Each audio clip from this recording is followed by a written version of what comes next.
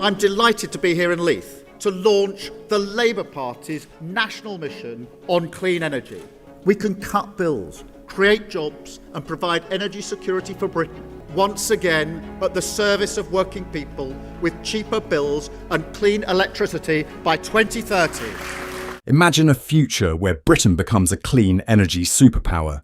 Zero carbon electricity by 2030, energy independence and lower bills. Sounds perfect, right?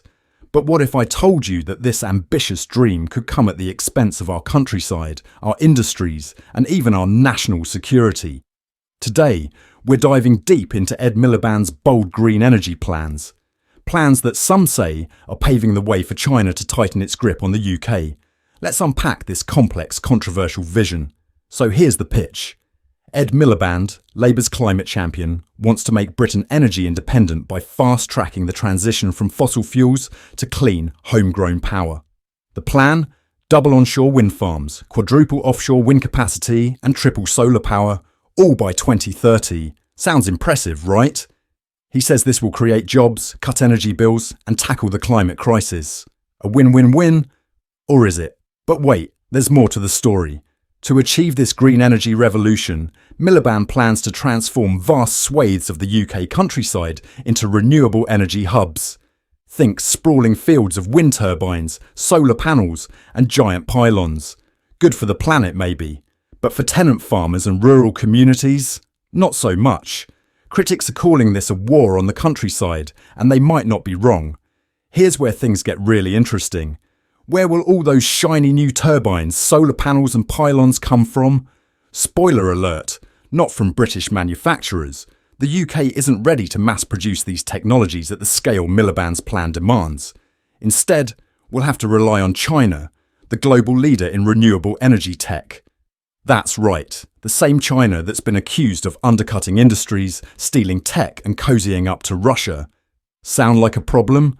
It is. Let's take a quick detour to Germany. And not long ago, it was a renewable energy powerhouse. But then China entered the scene, producing wind and solar equipment at unbeatable prices. German manufacturers couldn't compete and collapsed. Now, the same thing is happening to Germany's car industry as China floods the market with cheap electric vehicles. Are we next in line? And it gets worse. By leaning on China for green tech, the UK could be walking straight into a national security nightmare. NATO has warned about China's ties to Russia and tensions over Taiwan are escalating. If Beijing makes a move, whose side will Britain be on? And how much leverage will China have over us if we're dependent on their energy tech? Miliband's vision of a greener, cleaner Britain is undeniably bold. But the question remains, at what cost? Are we willing to sacrifice our countryside, our industries and even our independence to achieve it?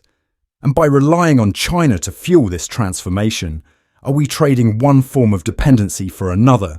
As the world shifts towards net zero, Britain faces a choice. Will we lead the charge or fall into a trap? Let us know your thoughts in the comments below.